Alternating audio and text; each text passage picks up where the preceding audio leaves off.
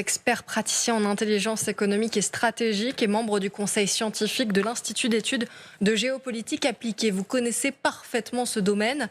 Est-ce qu'on a déjà déjoué beaucoup de cyberattaques sur l'armée française ? Oui, tous les jours, vous avez des actions. Tous les jours. De toute façon, c'est à des fréquences incroyables. Et la problématique, c'est que l'armée française, effectivement, est protégée dans un continuum, par exemple par la DRSD, qui intervient aussi en remédiation, et qui est une centrale du renseignement, parmi une des plus discrètes, mais très efficace, qui a des moyens cyber, effectivement, de contre-ingérence, si vous préférez, sur les forces, et également sur tous les opérateurs de la BITD, c'est-à-dire les opérateurs qui sont liés à l'écosystème de défense, à l'industrie de défense. Et donc tous les personnels, parce qu'effectivement les gens peuvent être attaqués, aussi bien sur les mobiles que par le biais de leur famille, et on en parlait tout à l'heure, effectivement les téléphones peuvent être des moyens effectivement d'écoute, d'intrusion, d'ingérence, sans que vous ayez forcément à cliquer sur quoi que ce soit qui vous soit envoyé. Je prendrai l'exemple par exemple du fameux logiciel Pegasus, vous n'aviez pas du tout à activer quoi que ce soit, ce sont effectivement des systèmes d'action qui agissent sur ce qu'on appelle des failles 0D, c'est-à-dire en fait des failles qui n'ont jamais été détectées.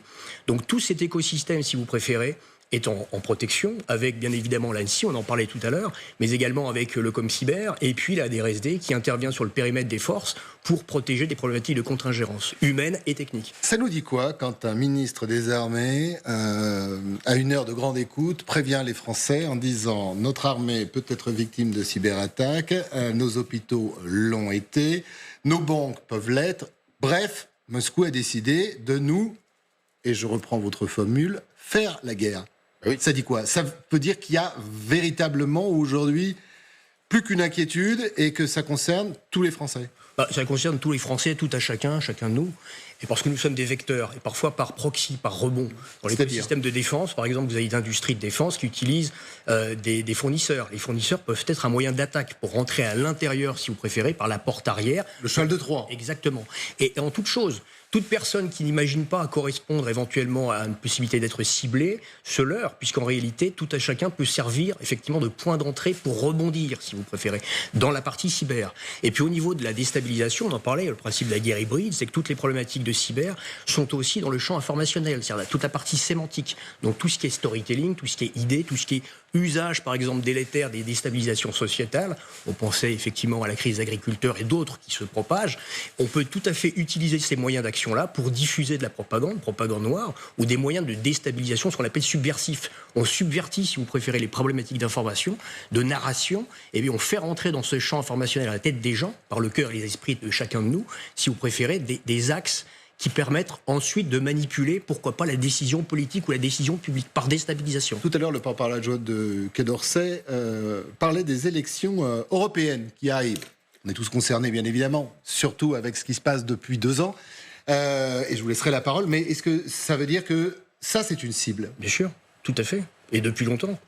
Le scrutin peut être une cible, les partis politiques, les Jeux Olympiques. Ce qui sera dit aux Français. C'est le cas d'ailleurs. Tout à fait. C'est le cas. Ce qui est la grande crainte du président Macron actuellement, c'est effectivement que ces élections servent vraiment de défouloir à la cyberattaque, à une cyberattaque russe. Pourquoi? Là, je vous vois tous d'accord sur le plateau. Pourquoi en plus? Parce que vous avez un phénomène, je pense que le général ne me contredira pas, mais il y a une poussée populiste en plus dans nos pays d'Europe, et beaucoup de ces partis populistes ont de loin ou de près une certaine proximité avec Vladimir Poutine. Et donc ça, il va s'en servir.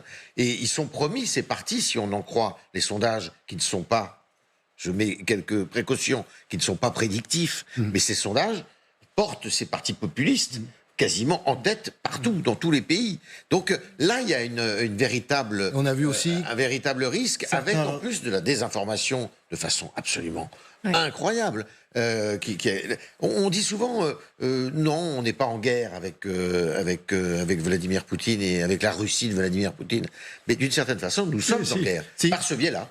Oui, je pense que l'ennemi fondamental de M. Poutine, et c'est pour ça qu'il ne veut pas que la démocratie ou le vent de la liberté se rapproche de ses frontières, c'est la démocratie. Donc il attaquera nos démocraties, et c'est ce qu'a dit le ministre des Armées, si on écoute bien. Il attaquera nos démocraties sous tous les angles, comme ça vient parfaitement d'être expliqué.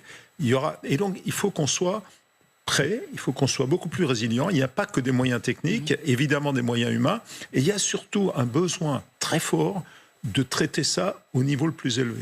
L'OTAN d'un côté, l'Union européenne. C'est à ce niveau-là qu'on peut agir vraiment et avoir une attitude aussi beaucoup plus offensive. Aujourd'hui, on est très défensif. Oui. Quand on s'entend sur le plateau, on a l'impression qu'on est un peu passif. Non, mais ça veut pas dire qu'on ne sait pas faire de l'attaque cyber-offensive. Ça veut dire que pour l'instant, on s'en garde parce qu'on considère que c'est l'arme un petit peu ultime. Mais alors, les Américains le font mieux que nous. Ils ont une autre approche. M. Biden a fixé des lignes rouges à ses homologues, en particulier aux Chinois. Il leur a dit, si vous allez trop loin, on saura répondre, que ce soit dans le domaine cyber ou dans un autre.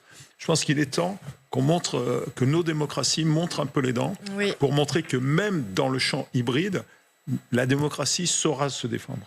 Oui, Alla Poëdi, vous vouliez réagir aussi. Est-ce qu'on aura les moyens d'affronter Vladimir Poutine sur ce terrain-là ? Vous savez, moi, je suis très pessimiste sur la question parce que je pense qu'on a déjà perdu cette guerre.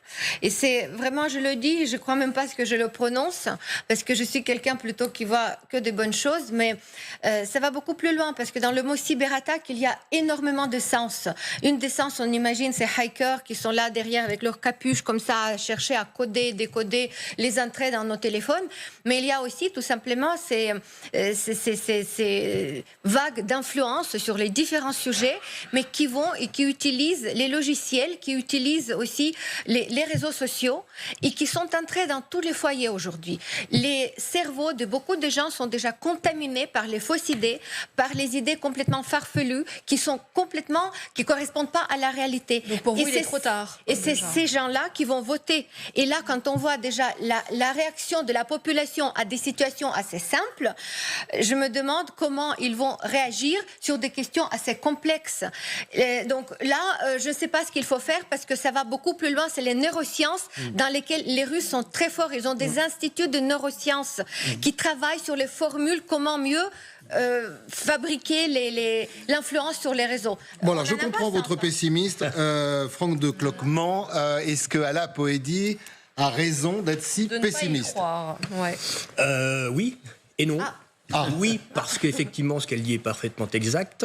Pas totalement pessimisme non plus, parce qu'on a des moyens d'attaque et on a surtout l'intelligence artificielle qui permet, bien évidemment, d'augmenter notre capacité à contreparer sur la surface de vulnérabilité, les surfaces de vulnérabilité qui sont les nôtres. On a des moyens d'attaque ou de défense ? Alors, dans les deux cas, parce que effectivement, l'intelligence artificielle, c'est quoi ? C'est de l'informatique avancée. Le terme est un peu comme le cloud éthéré, on essaie de trouver des mots sympathiques pour illustrer, mais c'est de l'informatique avancée. Donc l'objectif dans cette affaire, c'est d'automatiser les ripostes, d'automatiser, pourquoi pas, des contre-attaques. Se pose le problème pour contre-attaquer et jouer l'offensive comme le font les Américains, le fait d'attribuer l'attaque.